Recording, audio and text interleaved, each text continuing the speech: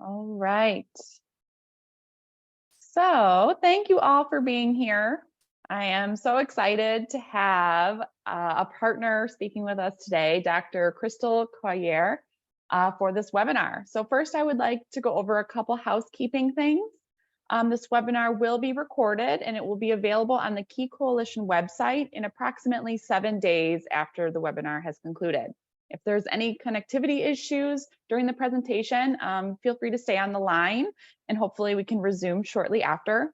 We will be taking questions, so please enter those in the Q&A box and we will have time to answer them during the presentation or after the presentation has finished. So now I would like to do a brief introduction to the,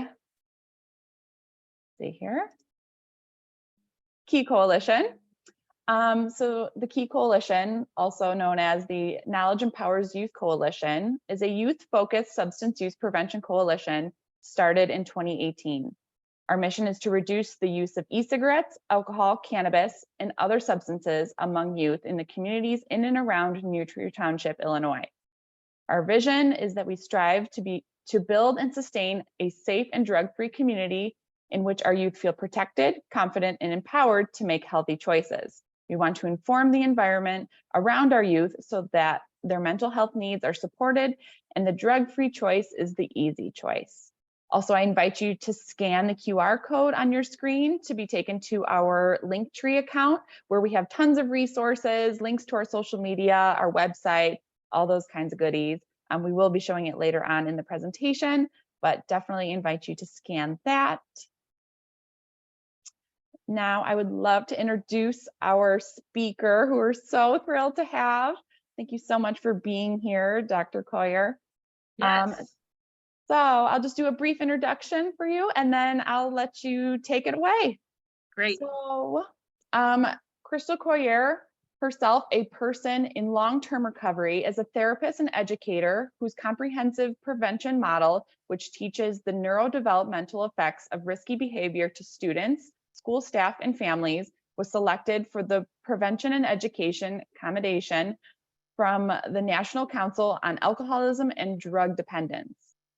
Dr. Collier received the Torchbearer Award from the Texas Association of Addiction Professionals, Outstanding Research Award from the Association of Alternative Peer Groups, and voted Counselor of the Year by the Houston Counseling Association.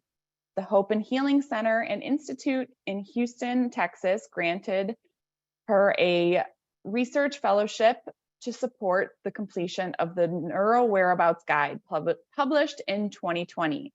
Her FOO mapping workbook, published in 2023, is designed for people who want to map the family of origin patterns that no longer serve them.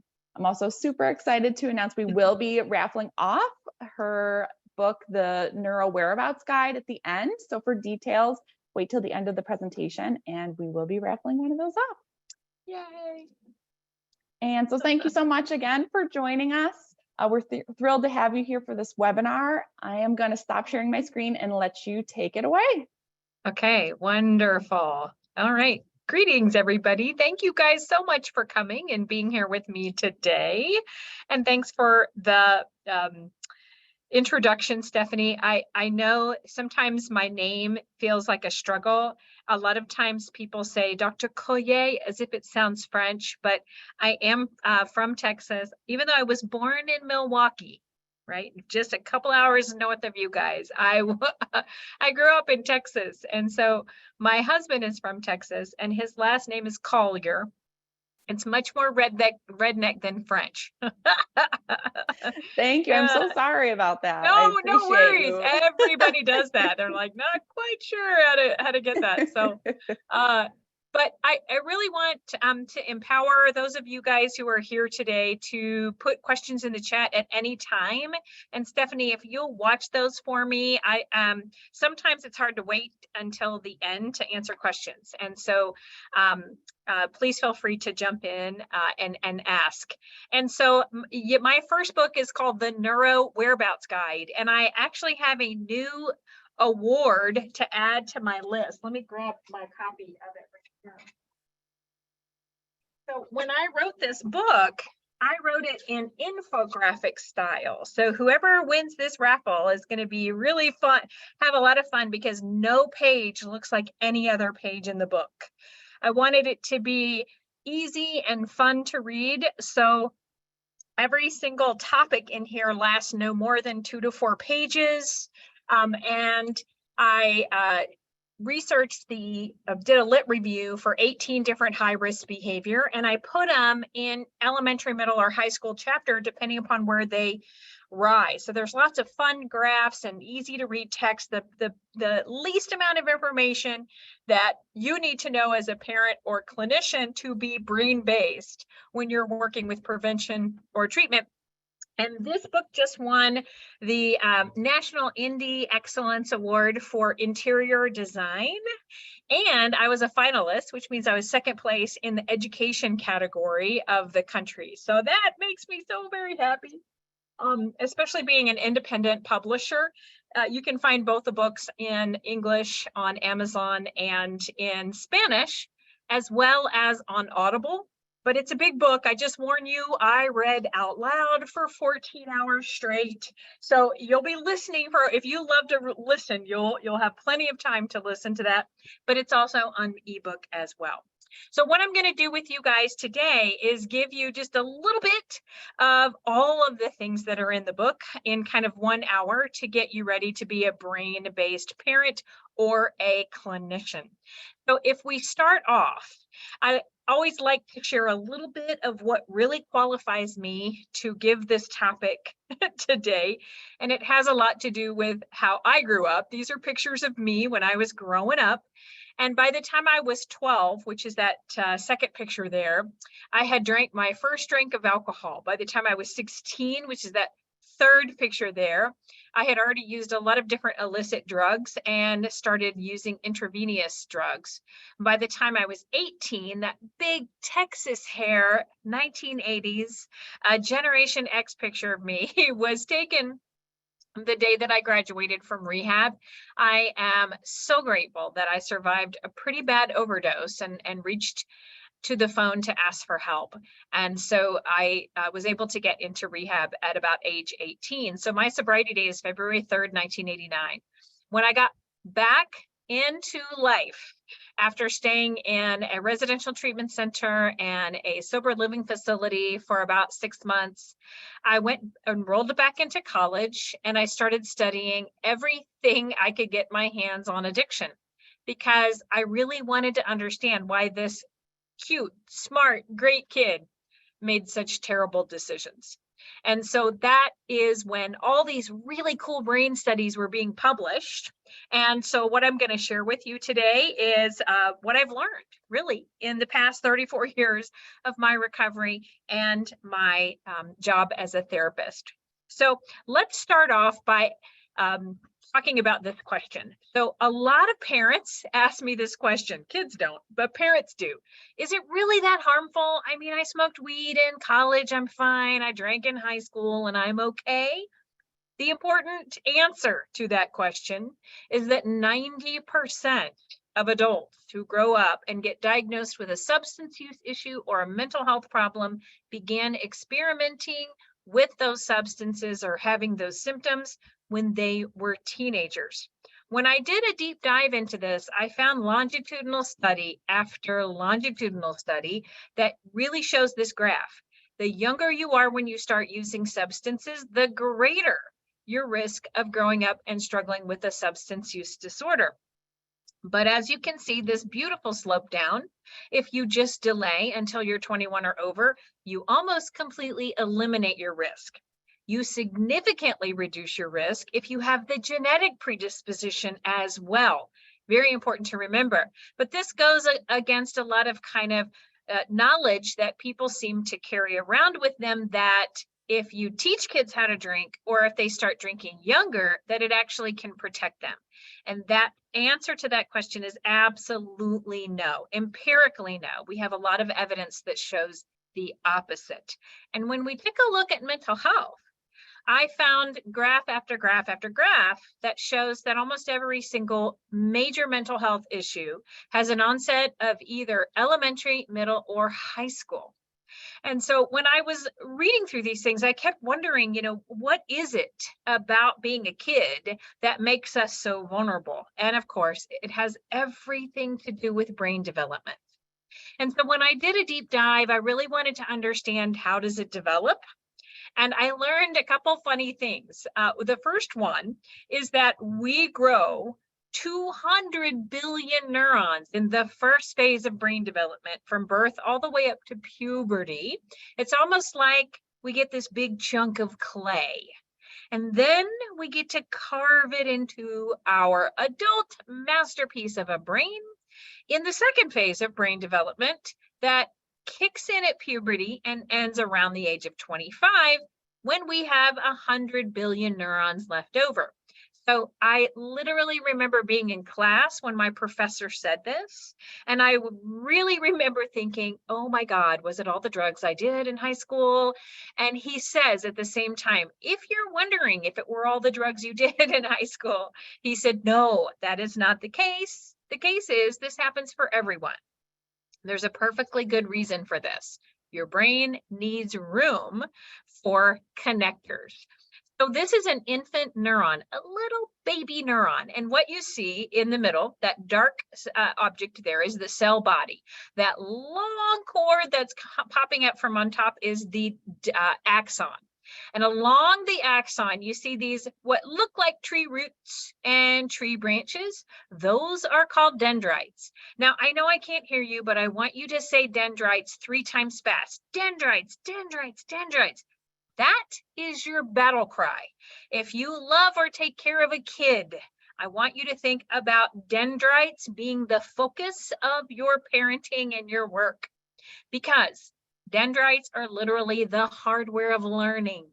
Every time you learn something new and practice something, you grow more dendrites that reach out to other cells, making long chains of connections in the brain.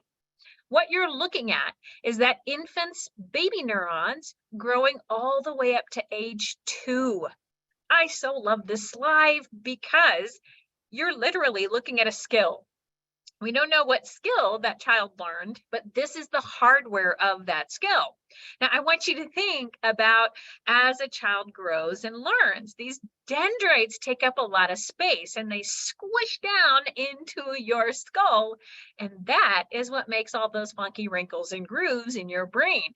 When we're younger, we actually have a really smooth brain when we're born, and it gets wrinkly as we get older, but these are good wrinkles. This means we're learning and having lots of skills. And so our brain needs room for that to happen. And you can see where they're stuffing all of those dendrites in by looking at this beautiful research study that tracked kids over time. And so what they found is that we lose a lot of those neurons in our frontal lobe area, and we grow a lot of those connectors in the same place. So gray matter is the nickname for the cell body. White matter is the nickname for all those dendrites, those connectors. According to this graph, the darker the color, the less gray matter, the more white matter, the more connectors. Now, the frontal lobe is known as the adult part of our brain, and you can see that we have one when we're 5 all the way up to 8. It's just young, immature, underdeveloped, a little primitive, which is cool because we rely on our parents, our teachers' frontal lobes. We get to puberty, kicks in the second stage of brain development, and you can see the thickening that's taking place. By the time we're 11, 12 years old, we've got about 10 to 15% of our adult brain. But by the time we're 16, we've got 45% online. Lots of growth is happening. But even at 16, it's only 45%, which is baffling because we give kids a driver's license when they have half a brain. Yeah, this is maybe why our insurance rates are so high. The one that's the most surprising to me is the one at 20. We've got about 80% of our brain online by that time. And I think what's really interesting about that is that when I was 17, I thought I was grown. But at age 20, we have a whole fifth of brain development to go between 20 and 25. Lots of development. Now, the brain has a rule. That rule is use it or lose it. This is the premise of all the work that I do with kids and adults. Now, the cool thing about dendrites, besides it being the hardware of learning, is that we grow them for the rest of our lives. But we grow them really fast from birth up to 25. And then it's kind of slowly tapering off from there. And so how quickly we learn slows down, how quickly we think slows down. So we really want to protect those 2 stages of brain development so that our kids get the best start in life. So teaching them the use it or lose it rule is important, but also learning it from a parent and a clinician standpoint is too, because the frontal lobe does our executive functioning skills. It has been named the CEO of our brain and our body because it does all of our basic thinking, feeling, and doing skills, and they grow according to those 2 phases. Over on the left, you will see the lower level executive functioning skills that come online from birth all the way up through middle school. These are your basic skills that you need to wake up in the morning, get out the door, remembering your lunch, and then we hit puberty. Higher level executive functioning skills start to blossom. And what we see is that these skills are the ones that we need to wake up and get out of our parents' house, becoming fully self-supporting adults with good relational skills. But all of these skills are governed by the brain's rule, use it or lose it. So the way I like to describe this with 2 parents is by saying that if you do all your decision making and problem solving for your kids, they won't develop long networks of decision making and problem solving, but they will develop long networks for relying on you to do all their decision making and problem solving for them. And so this is where brain-based parenting comes in. And so the way that I want you to think about that is by memorizing all of these executive functioning skills. There's not a lot. I have this sheet laminated in my office. I teach it to parents. I give it to kids. I ask kids to rate themselves on a scale of 1 through 10 based upon which each one of these are. It's a great way to teach too, if they don't know what all these skills are. Then we talk about how to increase those skills in daily life. One of the best ways you as a parent can do it is to use brain-based praise. Brain-based praise sounds like this. Oof, I like how you took out the trash and I didn't even have to ask you. That's task initiation. Wow, I really like how you switched from that thought to the next thought so quickly. You're getting better at flexibly thinking. Wow, I love how you solved that problem. Tell me how you did that. Oh, that was such a great decision. Dude, tell me what you were thinking. I love that idea. You know what? Last week, you got so frustrated at me so quickly. This week, you were more tolerant of my idiosyncrasies. Thank you. You know what? You showed more empathy to your sister today than I've ever seen you do before. Nice work. Very good. That is what brain-based praise sounds like. But here's what we know about praise. Praise goes down in high school. We praise our kids less and less and less and less. And that's one of the mistakes that we make, is it sounds weird to praise kids for kind of younger things that they've already accomplished. But if you use your executive functioning skills vocabulary, you've got a lot to praise about all day long. Now, there's one behavior in here, or one skill, I should say, that is the #1 predictor of adult success, and that is impulse control. It is incredible. There's some really great research that started at Stanford and spread all over called the marshmallow test. If you've ever seen that or seen the video, I highly recommend that you look it up. What we find is that kids who are really intelligent, maybe really funny or really empathic, if they have poor impulse control, they struggle in life. So what we want to try to do is make sure that we reward that and we give kids a lot of opportunity to control their impulses. We can talk more about that. I actually have a whole class that I teach just on how to do this in your daily language. But in the book, the NeuroWhereabouts Guide, there are scripts that will tell you what does that sound like coming out of my mouth for each one of these. Okay, so now what we're going to do is answer this question. How do drugs and alcohol and other high-risk behavior affect the brain during this really important pruning process all the way through birth and then through up to age 25.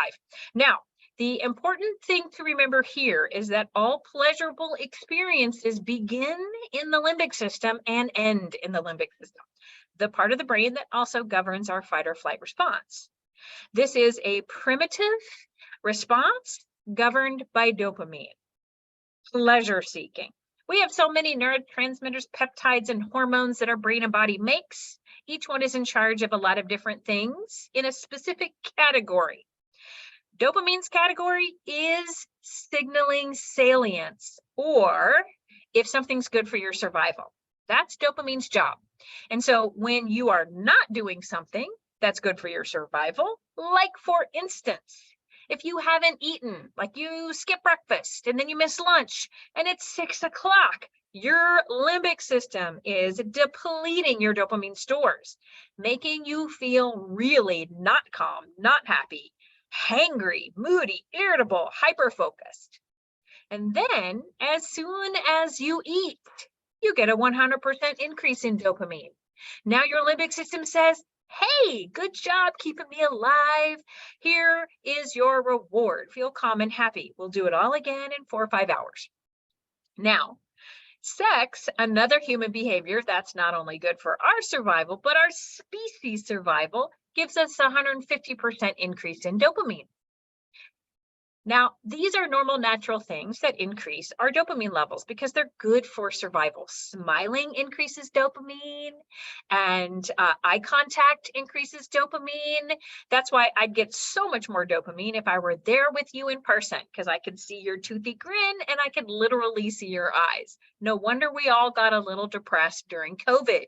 We couldn't see anybody's smiles, and Zoom, you can never see where anybody's looking exactly. But if you use a substance that causes your brain to release too much dopamine, like for instance, snorting a line of cocaine will give your brain a 350% increase in dopamine. Whew. Now your limbic system, which is the fight flight part of the brain, it's a concrete reactor, not a thinker. The part of the brain that's the rational thinker is the frontal lobe. Your limbic system does this very concrete, simple calculation. It basically says, hey, whatever you just put in my body gave me 250% more dopamine than when you put that in my body, food. So that must mean this, whatever this is, cocaine, is 250% better for my survival than food. Not true, but your limbic system gets tricked into thinking it is. And if you use the same amount of methamphetamine, you get an 1100% increase. Heroin, 1300% increase. What's important to remember about this as a parent and a clinician is that this becomes your new set point for pleasure. Think about your favorite food, the place where you get your favorite food. Now that you've had your favorite food and it has spiked dopamine levels the highest, everywhere you go, from there on, you will compare other types of that food or the same food prepared someplace else to the place that prepares it the best, because that's your new set point. If a person watches pornography for a half-hour viewing session, it increases their dopamine levels by 350%, the same amount as cocaine. That's your new set point. Now, when you're with a real live human and the opportunity for a sexual encounter comes up, you get a 150% increase in dopamine as opposed to what you got on the screen, a 350% increase. Now you can see why our young people today are not as interested in sex, because they get so much more of a dopamine hit from watching pornography. I actually had a 27-year-old intake a couple weeks back, and he says to me when I asked him about sex and his sexual orientation and his history, he says, ooh, gross, sex, like fluids. No, thank you. I've got DoorDash and Pornhub. I'm happy. So internally, this is what's happening to his brain, and externally, he's allowing that to happen and avoiding human contact, which is really hurting his social skills, which are contingent upon the use it or lose it rule. Now, what's important to remember about dopamine release is that we have a threshold. that goes up to about 200% increase at any given moment. Your brain can increase the amount of dopamine by that much. So this black line would denote your hedonic threshold. If you stay under this threshold, you're good. It's just your body's feedback. Your dopamine goes down. Oh, I need to eat. Dopamine goes back up. Dopamine goes down. Oh, I'm lonely. I'm bored. I need to go to the gym. It goes back up. This is what living in your own brain's homeostatic balance looks like. When we go above the threshold, 2 structural things happen in the brain. 1, if we travel deep inside the limbic system and take a look at those neurons that are producing dopamine, dopamine comes across the synapse, binds to the little receptor sites on the dendrite. The signal passes down the cell and so on and so on and so on. But when you use a substance that depletes your cell of all of its dopamine, you don't produce as much for hours, days, or maybe even weeks thereafter. This is why, as high a drug takes you, unfortunately, it takes you equally as low. Now, that structural change can heal. Your body can replenish the amount of dopamine stores. The second structural change you can't heal from. If you overexpose your body to too much dopamine, your brain starts to learn, oof, I better grow more dendrites so that I can grow more receptor sites, like this graphic image shows of more and more receptor sites growing. Imagine that somebody starts binge drinking. They go out and binge drink every weekend, and they notice, oof, I have to drink a little bit more than I used to get the same effect. They're growing more and more dendrites and receptor sites to handle all of that dopamine. But then they have to use a little bit more to handle or get to the same feeling. And then they grow a few more receptor sites and so on and so on and so on. Then one day they cross the invisible line and they have grown one too many receptor sites for dopamine, and now they can't stop. They have withdrawal symptoms because when all of these little these little dendrites are empty, no more dopamine, they all start screaming and craving and withdrawing. This is what a tolerance looks like as it's being built quickly, really, in this simulation. It could be quickly with cocaine, meth, or heroin, or it could be slowly, like with other drugs like maybe marijuana or alcohol. Although marijuana is giving cocaine and meth a run for their money. Now, what's important to remember about those structural changes, that second structural change, is that once it's made, you can't unmake it. You can't unmake brain structure. And so this is why we have a saying, once an addict, always an addict. Now, the good news is that if you stop, those extra receptor sites will eventually become inactive, potentially even slough off. But remember, there are millions of them. And so all they have to do is get reactivated by dopamine from another source or the same source, and we're off to the races again.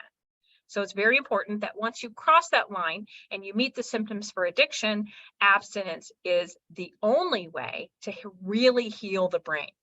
Okay, so if you have no genetic risk at all, that's your hedonic threshold. If you're like me and you got genetic risks on both sides of your family or one, your threshold would be lower because you may have something called RDS, reward deficiency syndrome. So there's quite a few different neurotransmitters, hormones, and peptides that the body uses to make you feel calm and happy. Dopamine is the end terminating result in that, but all of them work together. GABA, norepinephrine, 5-HTP, all of those work together. And if your genes tell your body to make a little bit less of one or many of those, you don't make as much.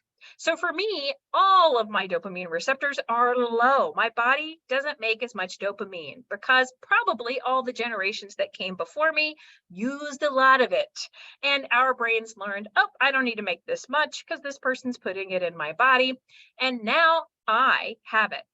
But that also means my threshold for those structural changes is lower. So I could drink and use the exact same amount of somebody else that has a hedonic threshold of that black line, and they never spike their dopamine levels too high.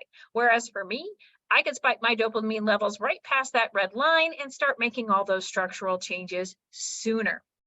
This is why it's very important to teach this to your kids and say, all right, kiddo, you've got a predisposition. Thank you, grandma. Thank you, grandpa, or me, depending upon what your recovery looks like, and be able to say, you will process drugs and alcohol differently. You will become addicted sooner. That's why it's even more important for you to delay. And here's the big reason for you to delay. It shuts off the frontal lobe. This is a functional MRI looking from the top down. And what you see on the top 3 sides, taken 1 second apart, are a person who has no drugs or alcohol in their system. This is what we want to see. Lots of color. The darker the color, the more activity. There's the frontal lobe right up there on working in conjunction with all the other parts of the brain. The gentleman at the bottom has just snorted cocaine. And what you'll notice is that his limbic system is lit up, but his frontal lobe is off.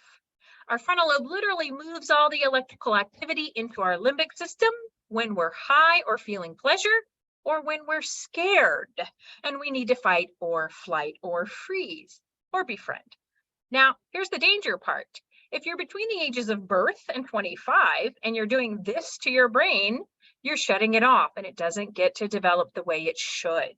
So if somebody starts using drugs or alcohol or experiencing major anxiety or depression or trauma here at the age of 12, and they don't get treatment or they don't stop using until here at the age of 20, their frontal lobe is not going to look like that normal 20-year-old frontal lobe. It may look like more like that 16-year-old. Or if they're very, very regular users, or if the problem is chronic, it may even be that their frontal lobe looks like that of a 12-year-old, and yet they're 20. Now, you guys are probably thinking, but what if they don't stop until 25, 30, 35, 40? Oof. We've got a 40-year-old with maybe 1 or 2 DUIs under his belt, and he's still thinking like a 12-year-old because of his arrested development. Or a 42-year-old woman who has major depression and anxiety, but has the arrested development of a 16-year-old when her trauma started and went untreated for all of those years. So, important to know, it takes time to heal. This shows you that cocaine abuser's brain 10 days sober, and then 100 days sober. What you notice is that the frontal lobe is just really starting to turn back on. It takes about 18 months for the brain to return to this normal level of functioning. So recovery can happen, but we got to remember we have lots of extra receptor sites in our brain that are going to crave that substance. So we've got to stay in recovery and not overexpose our brain to too much dopamine, no matter where that comes from, whether it's drugs, whether it's sex, whether it's shoes. No, scratch that. Shoes are okay. Whether it's gambling or pornography, anything that can spike dopamine levels, except for shoes, are off limits. Okay, so I wanted to show you guys a few examples of how this works with discrete things. What I mean by discrete is that sometimes it's hard to do research study on just somebody who does cocaine because they probably drink and do a lot of other things too. This study is really a seminal, interesting study for me because it shows 2 15-year-olds. One is a non-drinker, one is a heavy drinker, while they're in a memory task. Now, it's pretty easy to see that our non-drinker has a lot more electrical activity in his brain than our heavy drinker. But look at the more structural differences. You can see in our non-drinker all those funky wrinkles and grooves. That means long networks of neurons are growing and squishing down into his brain. This is what we want to see, wrinkly brain. But our 15-year-old heavy drinker, who admitted he'd been a heavy drinker every weekend for the past couple years, is not growing those long networks like our other guy is. Very, very scary here. So you can already see the effects of arrested development. Now this 15-year-old may be able to grow up and function pretty normally, like a functioning addict or an alcoholic. But all those executive functioning skills that should have peaked here are going to peak much lower. And how will that affect that person financially, emotionally, intellectually for the rest of his life?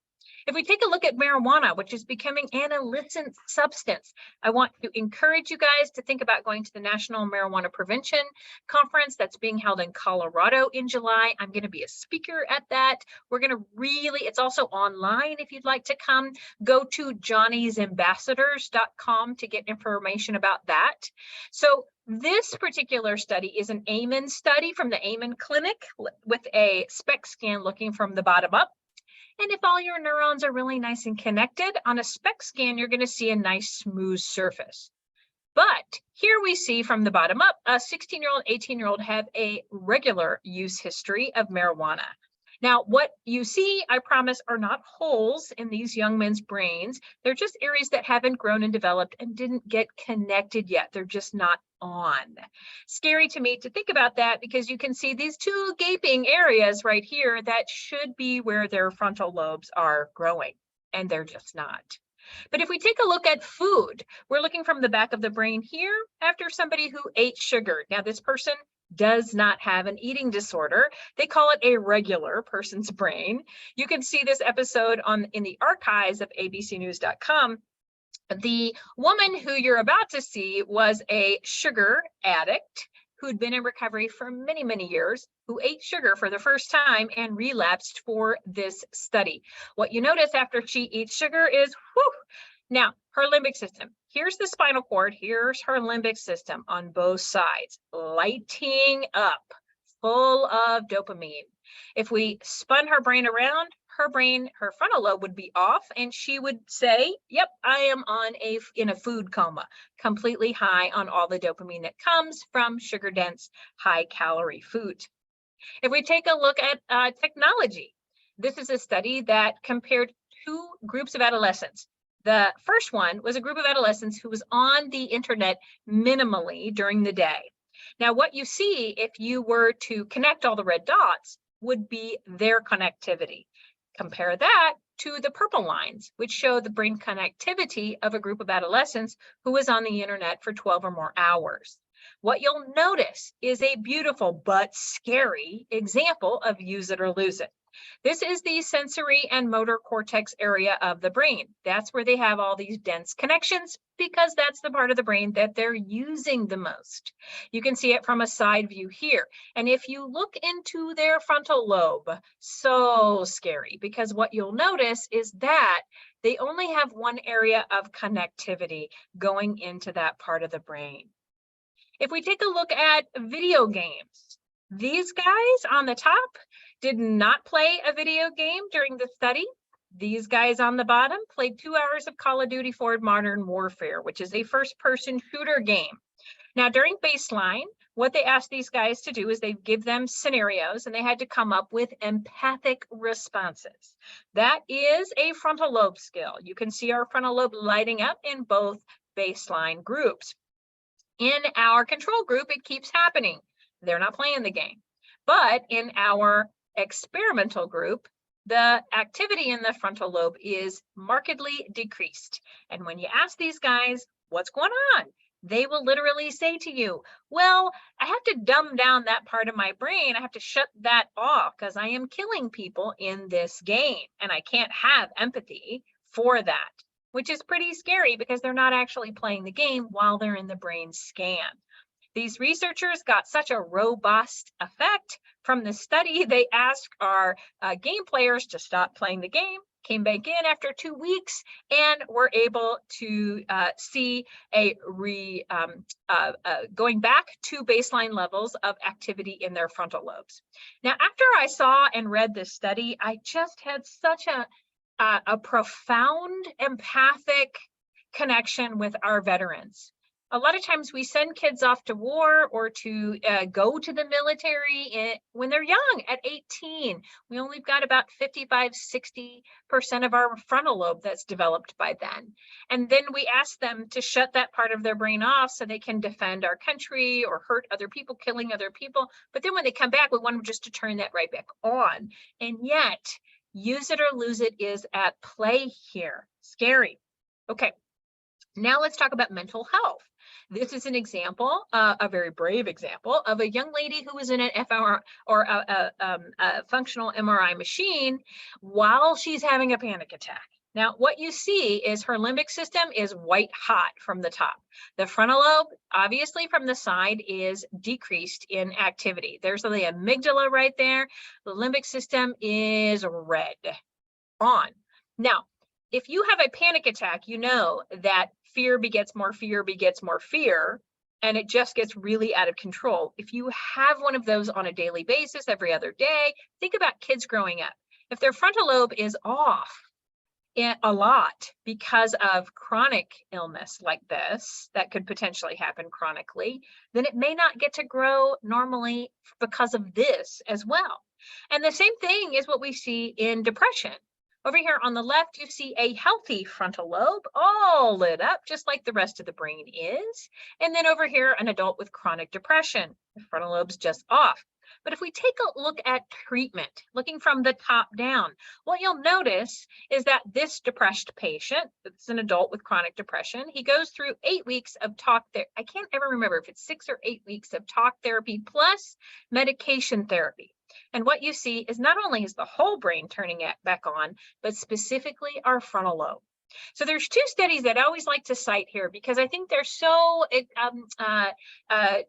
beautifully descriptive of what I'm describing. There was a beautiful study done with young mothers. They were in a functional MRI machine and they were flashing pictures of kids on the screen while looking at their brains. And then they would flash a picture of their kid and the frontal lobe just lights up. They also had another study with people who were devoutly religious. They're just talking and talking and talking in an fMRI, and then they would say, okay, now pray. As soon as they did, the frontal lobe lit up. This is not only our rational thinking, decision-making, impulse controlling part of our brain, but it's also the connecting, loving, mirror neuroning part of our brain that really connects us to other people, to ourselves, and to our higher power. And when we drink alcohol or use drugs, when we are high or intoxicated, it's off. This is why we disconnect. And if we do that for many days or many weeks, it can hurt our development and our relationships as well as our lives. Okay, I'm doing good. So think about your questions as I go through the solution. You guys can see lots of dendrites being connected here on the screen.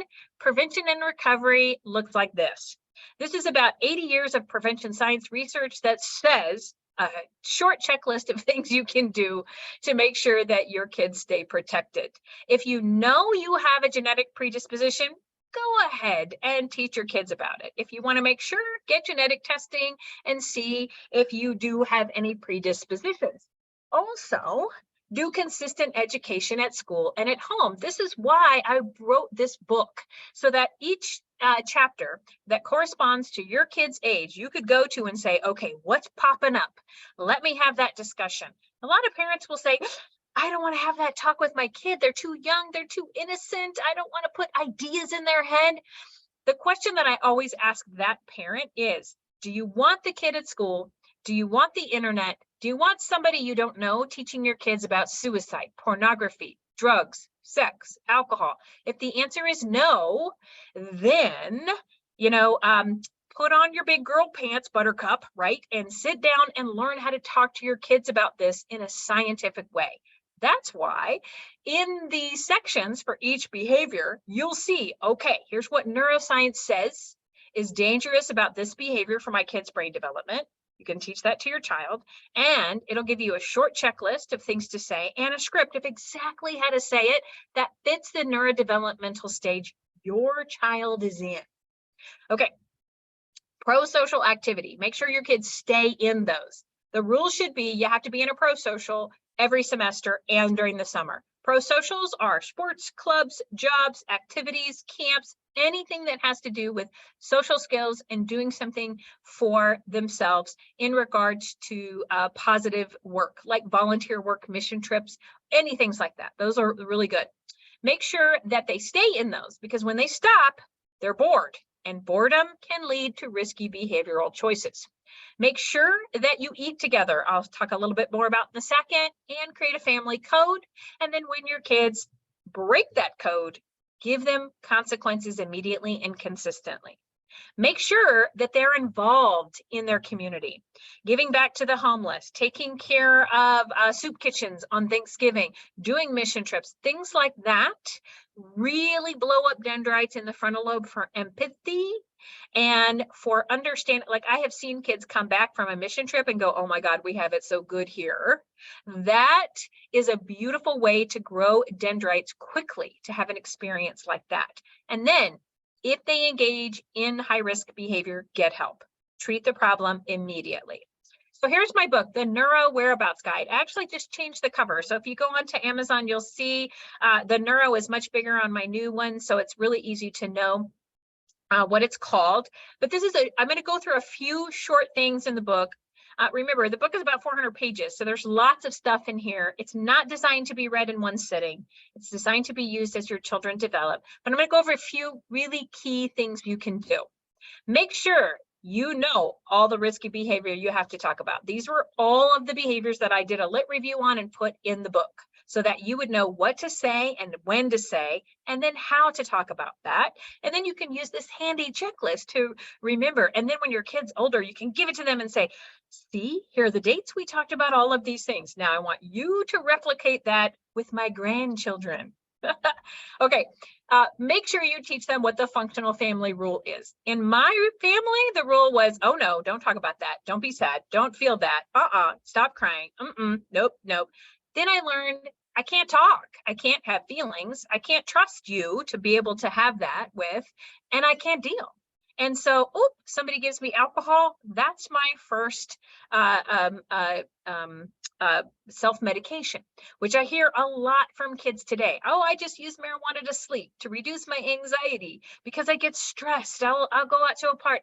That is something that is a rite of passage in our country that we really need to swap out for something that's much healthier. Okay, here are some example of the executive functioning scripts that you'll find in the book to teach you what to say to increase these particular skills.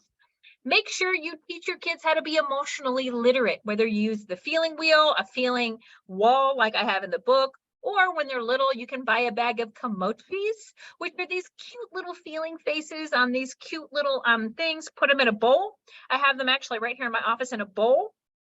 And I have kids come out and dump the bowl and they find their feelings. I have families that put the bowl on the dining room table and you go around, you pass the potatoes, you pass the roast beef, you pass the camochis. Everybody can use these to identify how they feel. And then the second step, once you identify how you feel, step number 2, what do I need to do? This feeling is telling me I need to do or something. I need something or I want something. That's how you teach kids how to cope with their emotions. Label them and then ask their bodies, what do I need or want? And then teach them the skills of how to get what they need and they want. Create a family code. In the tools section, the last chapter, I have a couple pages that talk a family through. I've actually done this at churches and at schools for open houses to have people sit down with a piece of paper or a poster board and create their own family code. What you do is you first write down your values, then you write down the no's, then you put them all in a sentence like this. In our family, we treat others with kindness, compassion, and respect on and offline. We take care of our brain development and do not engage in risky behavior. We never use drugs and only use alcohol when we're 21 or over. You put that up someplace where kids can see it on a regular basis. Then you're at the family dinner table. You pass around the camochis. You talk about how you feel and what happened at school. And what we see is that the more people eat together, you can see in the green, these are people who had a lot of meals together, the more they know about their children, as to families who eat less together and know a lot less about their kids. It's protective. Then you can use what I call the conversation starter calendar in the book. You can also go online to find out what's going on this month, and you simply use what's happening here. So like for instance, June 27th is National PTSD Awareness Day. At the dinner table, you just say, hey, do you guys know it's National PTSD Awareness Day? Do you know what trauma is? Next week, do you know National Eating Disorders Week? Have you ever heard of anybody who has an eating disorder? Hey, did you guys know it's National Smokeout Day? Do you know anybody who vapes? Then use the second technique called duct tape therapy. Duct tape therapy is imagining putting a piece of duct tape over your mouth. stopping and listening to what your kids say. You'll be surprised when your 11-year-old says, oh yeah, Sally has an eating disorder. Or your 15-year-old's like, 3 kids got kicked out of school last week for vaping. Then you simply refer back to the family code and say, well, that wouldn't happen in our family because our code is this. We don't do drugs ever. Done. 2-3 weeks later, same conversation. Kids are going off to slumber parties. Hey, be a good representative of our family code.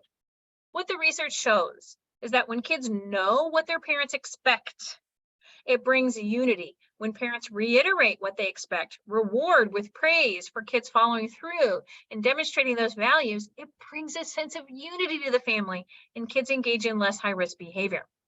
There's a lot of tools in the book. There's the alcohol poisoning card that you can put in your kid's purse or wallet when they're old enough to start going to parties so they know what to do. Put the activity pyramid on your fridge, and when kids say, Mom, I'm so bored, I don't know what to do, you can say, all right, kid, go check the activity pyramid. Figure it out. I trust you to figure that out.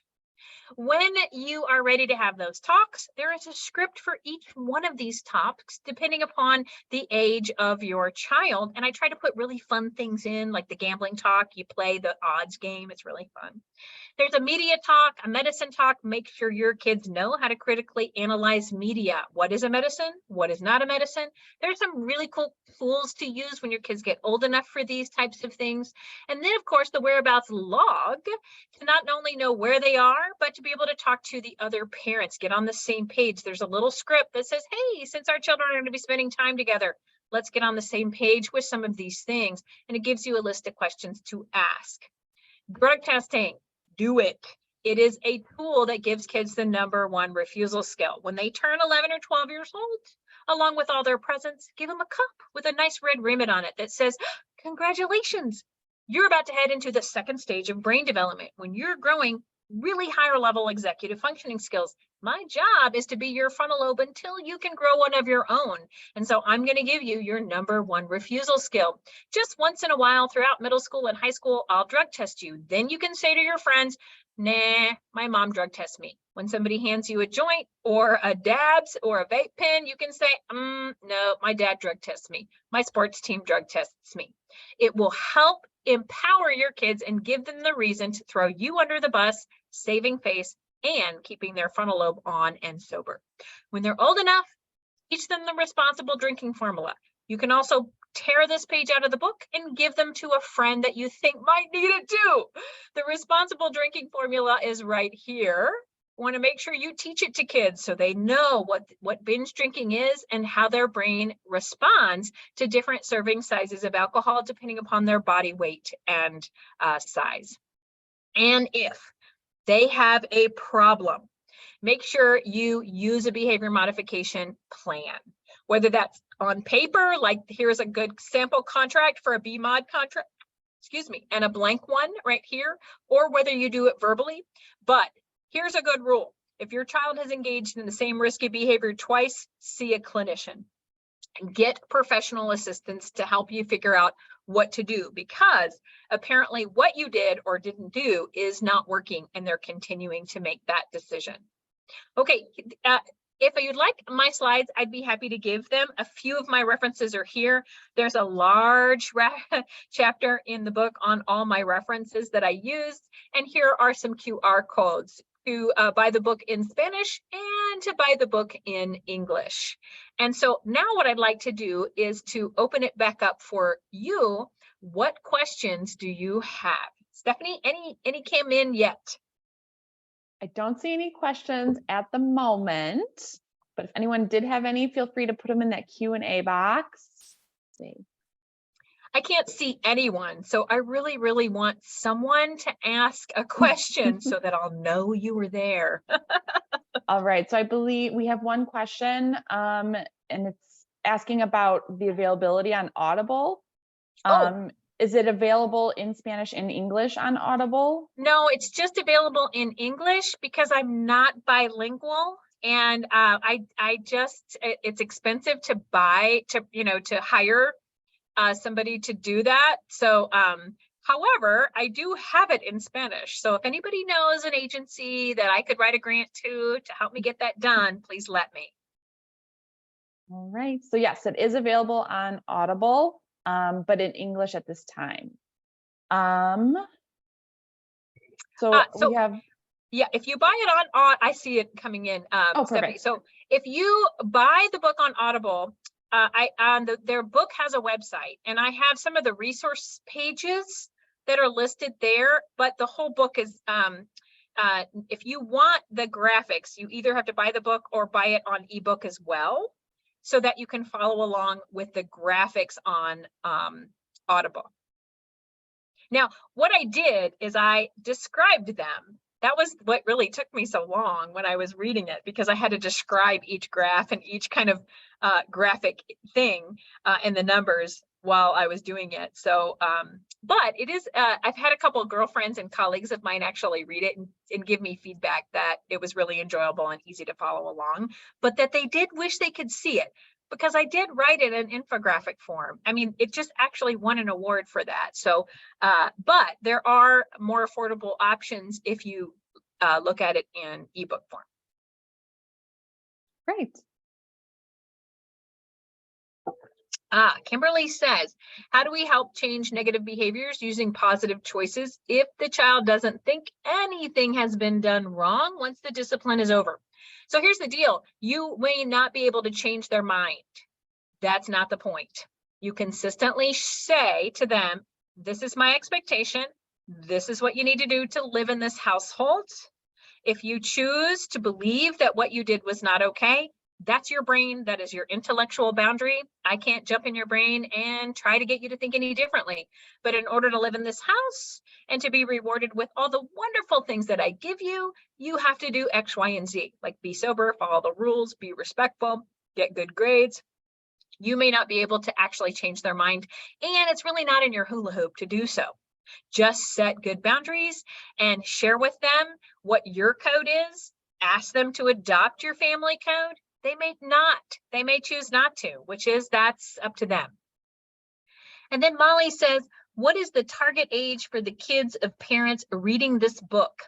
Is it 13 or younger? It's younger. It's like birth all the way through. So there is an elementary, middle, and high school chapter. Each one of those books, I have what you can do as a parent, attachment style, parenting styles, rules, limits, boundaries, what that looks like to parent from a T instead of a triangle. So all of those can be used throughout your job as a parent. One of my parents actually said it's like what to expect when you're expecting teens. And so even at birth, like this is a great baby shower gift, because right, you will eventually learn this. By the time kids are grown, the statistics may have changed, but the actual parenting practices and what to say, the scripts, those will all be golden throughout each developmental stage. Then the idea is that you will be on the front end of what's going on instead of really picking up the pieces on the back end. Yeah, and I think, yeah, go ahead. I was just going to say, that's another thing with prevention, I think, is that, with all these big talks with substances or these other risky behaviors, is that like, oh, they're too young to talk about that. There's definitely a way that you can have age appropriate conversations about, how to be a good friend, how to pick good friends, how to be responsible. There's definitely ways that you can tailor it to how old your children are. So it definitely doesn't have to wait until they're teens. There's definitely ways to do that. So it is age appropriate and still gets that message home. Very much. And the last thing I'll say is that I have a new website coming out called Know Your Neuro. And if you will go to my website at drcrystal.com, get on my email blast. I rarely send out emails, just so you know, but when I do, when this comes, it'll be live on August 1st, and it will have videos for K through 12, developmentally appropriate videos, 3 minutes, 5 minutes, 7 minutes for each age group, with a one-page discussion handout that you can use at home or in class. It'll have a parent page, a school page, and a student page to get resources to learn not only how these behaviors affect your brain, but also how you can increase all of those executive functioning skills. Great. And then I'm going to do a quick screen share just so I can show people details for the raffle to win the book. Let's see here. And we're going to present. All right. So in order to enter, sorry, here we go. In order to enter the raffle, just scan the QR code with your cell phone with the camera. The very first link in the link tree will take you to the entry. You just need your first name, last name, and then your email address that I can contact you at. I will be contacting you personally, and then you can select if you would like the English or Spanish version of this book. And yes, thank you all so much. We will be closing the entries tomorrow at 1 p.m. CST. So be sure to enter before then, and be sure to respond back to me if you are a winner within 7 days. Otherwise, we will go to the next winner, just to make sure we can get this book sent out in a reasonable amount of time. But thank you so much for talking with us, Dr. Crystal Collier. I really appreciate it. And thank you all for attending. And definitely be sure to sign up for our, if you're not interested in the raffle, be sure to sign up for our newsletter anyway, so you know about other future events. And that is about it. So thank you all so much. Thank you so much, Stephanie. It's been such an honor. If I can do anything for you guys, please feel free to send me an email. Wonderful. Thank you. Okay. Thank you. Bye, guys.